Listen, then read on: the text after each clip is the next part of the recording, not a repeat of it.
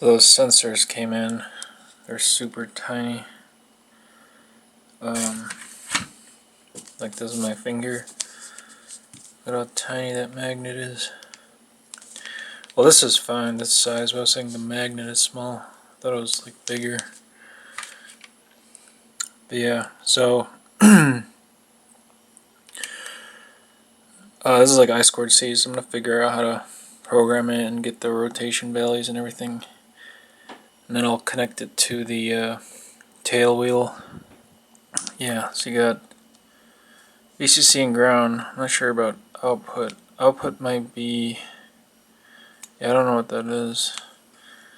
SCL, SDA, you got GPIO.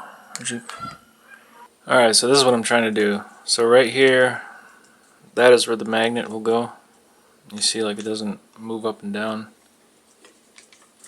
So glue the magnet on there, and then the Hall effect sensor is right there. It goes right above it. I'm not sure how close, but I'll have the pins come out to the bottom. I'll have to solder those, and then I'll have to design like a little platform that holds this chip. It'll be like a T shape, and it'll attach to this thing. My workshop is nasty, sorry. I'm a scumbag. So what I did was I took some flux, I rubbed it on the empty pins, pushed the things through. I got one of these multi-arm deals, alligator clip is holding it, soldering irons over there, heating up. So we'll get that connected.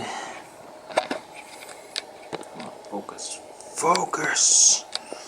Look at that thing. Yes sir, yes sir. Yeah, now I got it clean. Alright, so this is what we got right now. I got the magnet on there. Then I soldered the leads to the VCC ground, SDA and SCL. Yeah, then I'm just designing the plastic thing that holds it right there. I'm about to explain how. Okay, so you're looking at this thing, right? It's got 4 holes. So,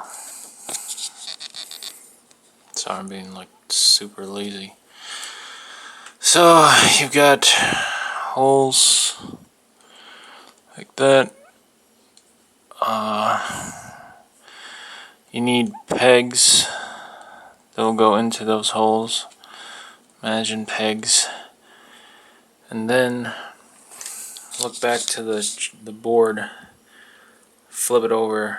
It's not like flat on the bottom, right? It's got those pins, the capacitor, resistor. Yeah. Oh, that's all it is. Damn, that's very simple. Yeah, so you can't have the bottom of the pegs like flush. So you'll figure out using a caliper how much of a clearance you need right here. Oops. And then I mentioned it's going to be like a staple shape, so you're pretty much going to make this shape right here. And then you got to raise it, right? Put it on a platform. And you need a like triangle to support it. Well, the triangles will be on the side actually, my bad. Anyway, so we got that. And then it's going to get attached here, which is pretty much an extruded square. So on the bottom of this, if you imagine this like rotated facing the front. Your pegs are on there. So then the stick thing is like that. And then right here it's gonna have a thing like that. Should probably just make it like this so it's strong. And this will just get glued. So yeah. And then the board with the chip will just go on top and it'll be glued. And then yeah, the magnet will sit like that.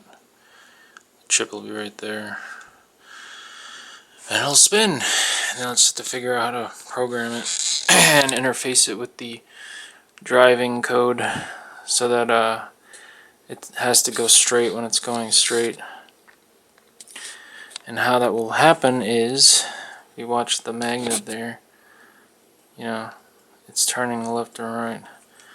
Unfortunately, it's not perfect, but this turn is insane. It shouldn't turn that much at all. It should be like this, very little. And in fact, there will be a delay before it starts looking at this thing, because then the wheel will be straight, because it's dragged by the two wheels in the front, like the wheel of an office chair. Alright, so here it is. This is a 0.38 stick. I forgot I was doing that. That's what I based it on. But yeah, so in your design program, just make sure your axes are right. Like if I hit top, that's the top view. The sensor will rest on there, those holes. Anyway, yeah, and then the other thing is, so once you have this, you'll export it into a STL file, which will be sliced by a slicer like Kira, and then you feed it into a printer. But before that, when you're looking at this design, right, the top part is like bigger, and if you're gonna print this like this, you'd probably, well, you would need supports. It's kind of a waste of material. So what you'd want to do is flip it this way and line this up with the bottom. I'll just do that. Yeah, so that's, look at the bottom, this is the floor, and there will still be supports here, but it's a lot less. So it'll support this right here, and then actually this will need a support right here. So what you could do, if you cared, I care because I'm trying to print this thing fast, flip it this way, and now it's these things that need support.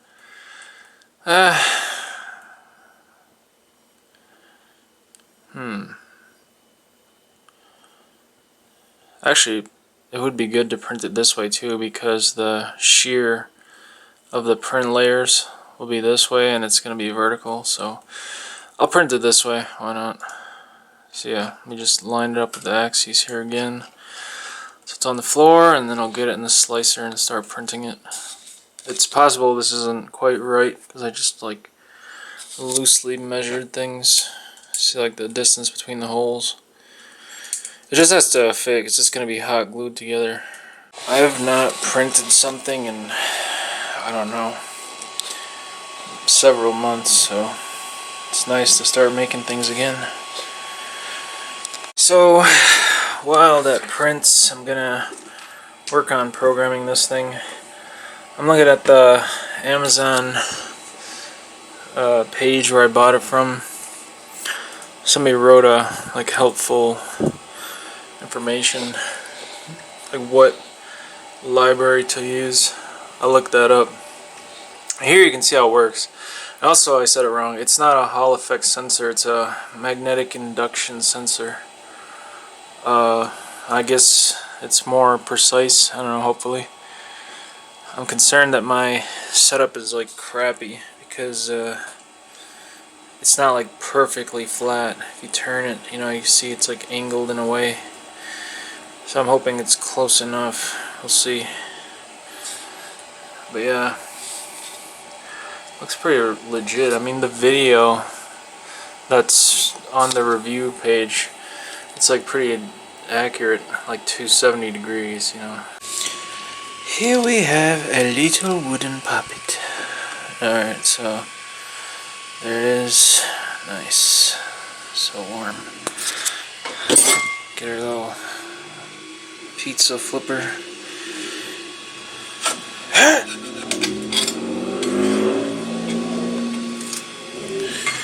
What is that, Toyota 86?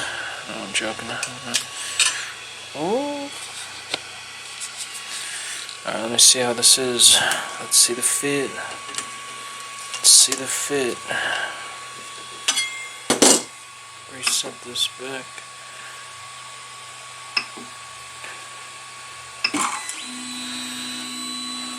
this off. This took 30 minutes to print. I already put the example code in and I took out the IMU stuff, but the upload is stuck. Beautiful. So I gotta figure that out. Yeah, so it goes on here like this. Ooh, that is loose. I did put in tolerance, so it wasn't tight. And then this goes on top like that. That is delightfully snug, surprisingly. I'll still need glue, but yeah. So you can see the sensors right there. Straddles it. Oh no, I think it's too high. Wait a minute, wait a minute. Oh man. Let me see. Oh man, it's way too high. Damn! I'm about to trim this down and reprint it. My bad, my bad. I think it's because when I was designing it, I put the 1 inch under here, but then I extruded that way. So the height doubled. Damn. Alright, alright. It only took half an hour to print, so it's not terrible. Got the code uploaded. Cannot detect magnet. So let's see what happens when I take it off the mount. I'm printing the other one, I shortened it. Let's stick it over. Oh, look at this. Oh, look at that. Cool, man. Look, I'm turning it like this and this. And look at the angles. Yeah! Yeah! Science! Oh, yeah, there we go. Oh, cool. Look at that. That's sick. Heck yeah. This cat. Bro, please. Please. What are you doing? Whatever. Anyway, yep. So I'll get that connected and I'm gonna write a loop. Well, actually, I don't know if I'll get it done today. Pretty spent. We'll see. That's cool. Look at that. 300. Wow, it's solid. You keep it there. 357. And there it is, gentlemen. A stunning feat of hot glue engineering. No further questions. See if we can get it focused. Yeah. Now you see it turning. Whee, whee. Beautiful. It's an indirect potentiometer. Isn't that neat? Now we go to the books. Keep your eyes on those numbers. Whoa, look at that. Amazing. Wait a minute. No. No! There, is it correct?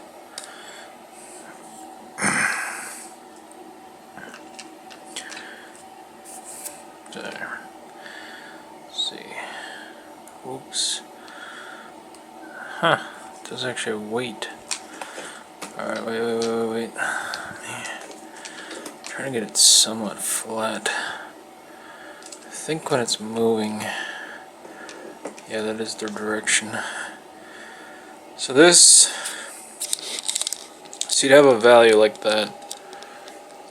That would be your center. Turn left. Goes towards 50. Go right, it reduces. Goes towards 300. Dang, that's too bad that it's that high. But yeah, you're supposed to like rotate the magnet so 360 is the center, but I'll just compensate for it. Compensate for the smooth brain.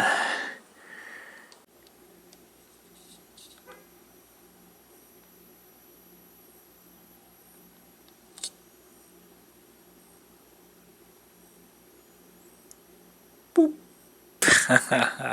Damn, this thing is sharp. We're shooting with a Minolta 50mm 1.7. Look at how crisp that is. Alright, so what I'm trying to do is have it drive straight for a little bit, like, I don't know, 5 inches or whatever. But and then I'm going to I'm using a manual lens here. I'm going to sample the tail wheel and figure out like what value is straight, and then figure out the left direction and right direction, and then write a control loop with that where it keeps itself driving straight based on the deviation from that center angle. Alright, so I'm definitely on the struggle bus right now. Arduino is, well, not Arduino, but this kind of programming where you have like one main loop, it's hard to split off and do things on the side and use the same loop. If you compare it to programming like Python or even like Node.js, that's single threaded, but you can fire things off and use like async await. It's just like different.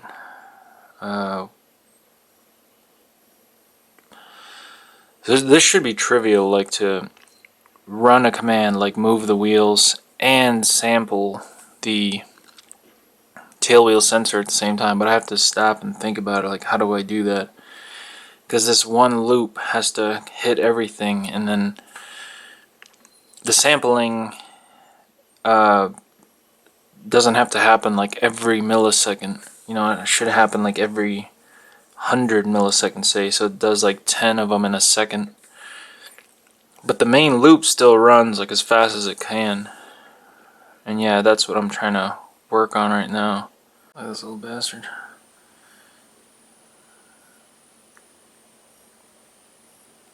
Where is he going? Where? Where?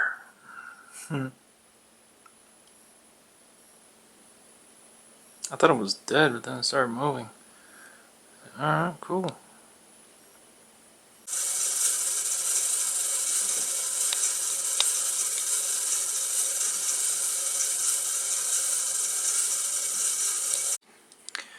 Yeah, so unfortunately the issue I'm dealing with right now is every time I hit upload, like most of the time it's stuck on uploading. Unplug, replug. Like right now it's just the chip. There's nothing attached to it. It will not upload. Why? This has been slowing me down. Well, it seems like using a USB-C adapter works better. I don't know why. So looking at this data, I think it's bouncing, which makes sense because it's top heavy. So the tail wheel, I think what's happening is like when it moves, it's, you know, doing that, and then the sensor is like lifting away from the wheel. So I think what I have to do is, God, look at this, those lens are so cool. Yeah. Feels good. Feels good in the hand. I have to redo this tail wheel. I'm just gonna cut it, print a new, or not print, bend a new wire thing, and have it, it's not gonna have this like offset thing, it's gonna be directly under it. And I'm gonna print a bushing for it, so it's gonna be like straight up and down. It won't be able to wiggle like this, which it's currently able to do. I'm really hoping I don't have to reprint this. But yeah, right now it's just not good. Like, it's so, like the sensor is great. The problem is this tail wheel. This piece of crap. So I'm feeling pretty lazy. The thing I gotta fix is this. See how it's wiggling around like that? I could print like a bottom bushing thing, but This part here is not round. It's like an angled triangle. It's a triangle. So I'm thinking as I'll just put something here that hugs this, and it won't be able to tilt forward or backwards, but that's also friction. The main thing I don't want to do is reprint this base, so there's this gap. Maybe I should just print like a bottom washer thing and reduce this thing's height. Alright, so here it is. This goes right in that gap there. And then the bottom part will be glued to this base, and then I'll add like a little bit of Vaseline or whatever on the top so it's less friction. So this looks really good right here. It doesn't go up or down. And the magnet is right against the sensor. There's a tiny gap so it's not rubbing into it, but yeah. So for some reason this stopped working, and I was like trying to figure out what was wrong, and I realized this got disconnected, so the sensor can't initialize. So unfortunately what I did not realize is this thing is based on the wheel being straight, assuming those two wheels drive at the same speed. But sometimes for whatever reason, say like the grip is better on one side than the other, it'll start turning, immediately, and there's a delay in the programming to wait for the wheel to be straight and then start, measuring the angle and correct itself. So at that point it could already be off track and start turning. So that kind of sucks. You really need like a better positioning thing, like the IMU. Yeah, I don't know, it's an improvement, but it could be better. It also isn't great that the two parts are separated. Like the navigation head is an IMU in it, but it's not tied to the body, so the body can't like sample that. It could do it like wirelessly, but the WebSocket code I wrote is so poor that like real-time interaction between the two is not really going to work. It's not impossible, but for this setup here, it's not good.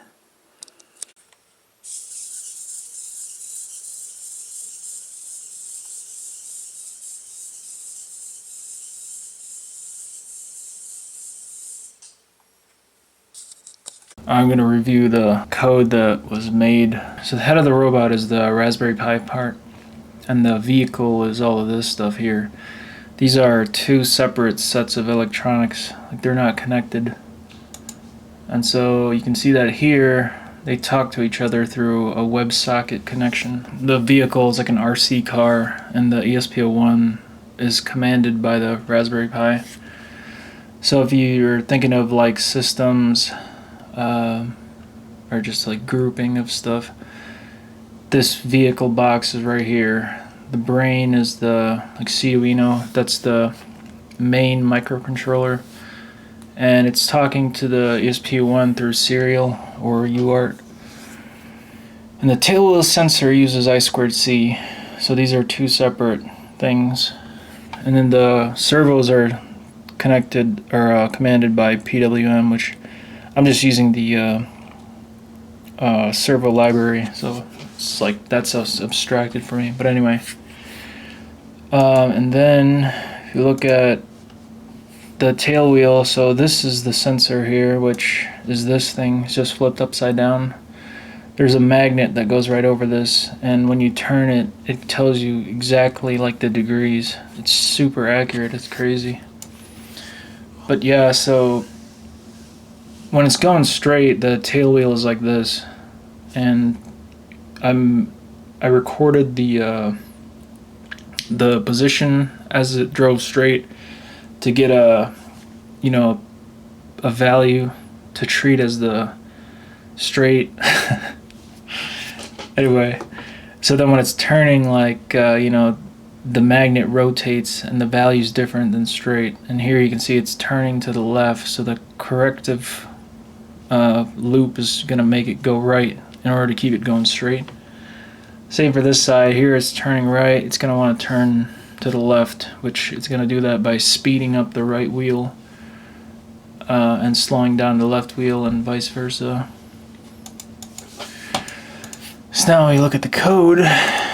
This check messages here is waiting for commands on the ESP side, and what I was doing is using the web client to send to connect to this ESP01 via WebSocket. That's this thing right here. So you don't have to have the robot head on the Raspberry Pi. You can send commands through this. But anyway, so yeah, that comes in here, and then you get a motion command, which these are values that I determined a long time ago. They were like manually calibrated. So for example, if you have a string like this, you're saying raw command, this is the degree to set the left servo, this is the degree to set the right servo, and this is for how long, milliseconds. So, and then the tailwheel stuff, I pulled in the, that's 3D file code, G code, it's not related, STL. I brought in this library, so that's not like related. You just get that pulled into your editor, your Arduino editor, IDE, and then when you want to use it,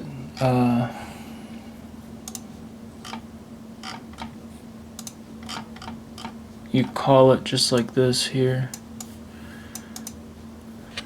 which this goes back to that file, but yeah. Anyway, so you get the motion command, it's like that string, and then this picks it up, and then it parses that string right here, like raw command, it's directly above. It gets the left and right servo, and then the stop delay, and then I'm using there's like a clock in Arduino, or the microcontroller, that's, you get that value by millis. It just counts upwards, I believe, from 0, like when you turn it on. So that's what I'm using to time things. And yeah, so we get the values from parsing the string, and then the corrective steering thing is only being used when it's going straight. So that's why I'm checking here, like if it matches this pattern. And then there's a steer delay because the wheel, where's that picture? This like straightens itself out, but not right away, so you want to not measure it until it's gone straight for a while. That's the thing, this isn't really that great of a corrective steering approach. This is definitely like error prone, but yeah. So, it starts off like a little bit turned like this, but eventually it straightens out. And that's what the delay is for right here. And then you start sampling, which, and then, it's like, if it's less than the center, you turn right to correct it, all that. And then this right here is a bias, because I noticed the robot it starts turning to the right over time, so, actually I guess, yeah, it starts turning to the right over time, so when it is sampling the tail wheel and saying turn right, it ignores like a third of them because it turns to the right too much. And this seems to be working for like really long distances. You'll see that in the video when it finally, at the end. So yeah, and then these functions here, they write this value, like they overwrite them. So straight is like these values, and then if you're trying to turn left or right, you adjust them, which adjusts the the RPM, the speed of the wheels, like how fast they're turning. So that's all this is doing, and go straight reverts it back to 84 and 98. So when you sample the tail wheel, you're able to have this loop, like, you know, it should be going straight, turn right or turn left to get back to going straight. Otherwise, you know, yeah, it just keeps going straight. And I think since it's not like a range, it's a single value, it probably rarely goes straight. And you can see that when it's driving, it's like wiggling left and right. But yeah. So yeah, that's the code.